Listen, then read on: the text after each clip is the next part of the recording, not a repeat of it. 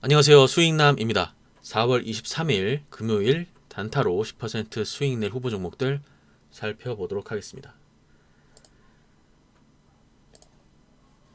자, 오늘 시장 먼저 살펴볼 텐데 코스피 같은 경우에 0.18% 상승 마감했고요. 코스닥은 0.34% 상승 마감을 했습니다.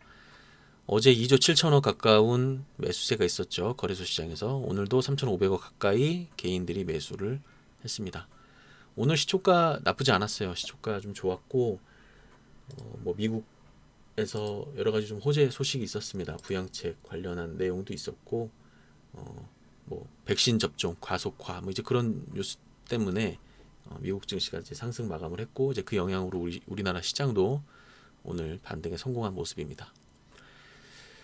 자, 오늘 그러면 관심 종목 말씀드리기 전에 오늘 상승했었던 종목 살펴볼게요. 자, EID, 뭐 퍼시스, 코리아 에셋투자증권, 이트론 이 종목들은 다 러시아 백신 관련해서 상승 모멘텀이 있었던 종목들이 오늘 다 상승을 했습니다. 그래서 안트로젠 같은 경우에 뭐 코로나 관련주는 아니고요. 이거는 개별적인 재료로 인해서 움직였고, 그리고 뭐 MS 오토텍 이 종목은 기후 변화 관련해 가지고 이슈가 붙어서 오늘 상승을 했는데 오늘 매물대 정도 건드려주고 돌파는 못했습니다. 그리고 뭐 셀리드도 오늘 마찬가지고요. 상승했었고 이수 앱지수도 마찬가지입니다. 그리고 어제 말씀드렸던 PM풍력 오늘도 상승 흐름 이어갔습니다. 오늘 대체적으로 상승을 이끌었었던 종목들은 러시아 백신 관련 종목들이 대부분 상승을 이끌었다 이렇게 보시면 될 것 같고요. 오늘 오늘 좀 제가 후보 종목 내일 10% 이상 갈 종목들 좀 말씀드려보도록 할 텐데 히림 먼저 말씀드릴게요. 이게 지금 시간 외 상한가를 갔습니다. 시간 외 상한가를 갔고요. 제가 어제 영상에서 히림이 오늘 상한가가 풀릴 가능성이 높다라고 말씀드렸고 오늘 상한가가 풀렸습니다. 예상대로 풀렸고 종가가 0%에서 끝났어요. 그리고 시간외로 상한가가 갔습니다. 이게 위즈코프하고 흐름이 완전히 똑같아요. 제가 어제 위즈코프의 차트 흐름을 좀 참고하시면 좋을 것 같다라고 말씀드렸고 어제도 이 위즈코프 설명드리면서 이 히림 같이 움직임 참고하시면 좋겠다 말씀드렸던 부분 오늘 똑같이 진행이 되고 있죠. 위즈코프가 이날 4월 15일 날 시간외로 상한가를 갔습니다. 이날도 시간외로 상한가 갔고 그날 다음날 상한가 갔어요.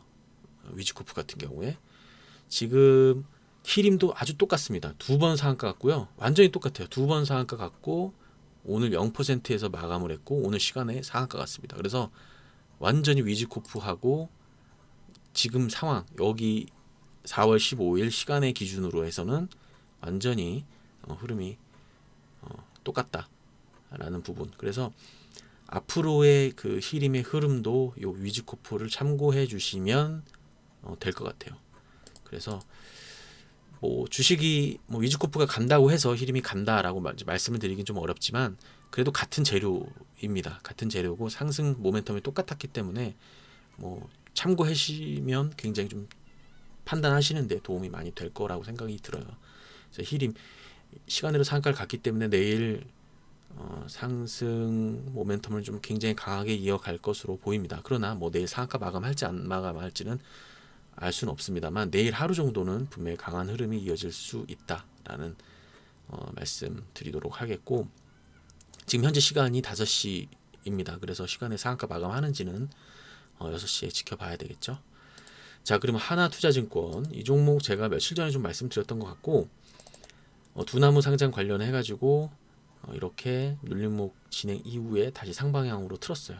자, 근데 여기서 이제 중요한 게 뭐냐면 이 고점 부근에 있는 요 그 매물이라고 하는 요 매물대를 한 번 정도는 체크를 하셔야 된다는 거죠. 그래서 혹시나 눌림목 부근에서 매수를 진행하셨다는 분들, 혹시 매수를 진행하셨던 분들 같은 경우에 요 매물대 좀 체크해 주시면서 내일 전략을 짜시면 좋을 것 같습니다.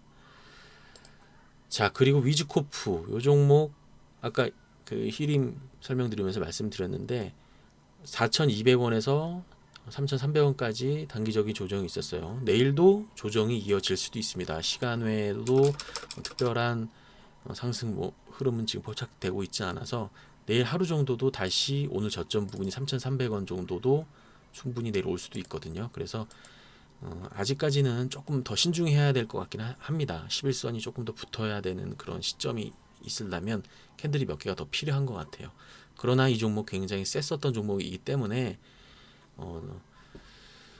좀 계속 지켜보시면 좋을 것 같고, 제가 이 종목을 설명드리는 이유가 예전에 애니능률이 한번 보시면 애니능률도 이때 3번 상한가를 가고 이런 모습이 이렇게 나왔거든요. 3번 상한가 가고 이렇게 밀려서 다시 이렇게 강한 흐름을 보여줬어요. 그럼 위즈쿠프도 굉장히 지금 이 위치일 수도 있다라는 추측을 해보는 거죠. 만약에 위즈쿠프가 새로운 윤석열의 대장주가 확실한다면 애니능률처럼 움직일 수도 있다라는 거죠. 그래서 위즈쿠프 지금 고가권인 것 같지만 애니능률 같은 경우에 그 자리에서 만약에 들어갔어도 수익권이 엄청났거든요. 위즈쿠프도 그 자리에 있지 않나라고 의심을 한번 해봐도 될 것 같습니다.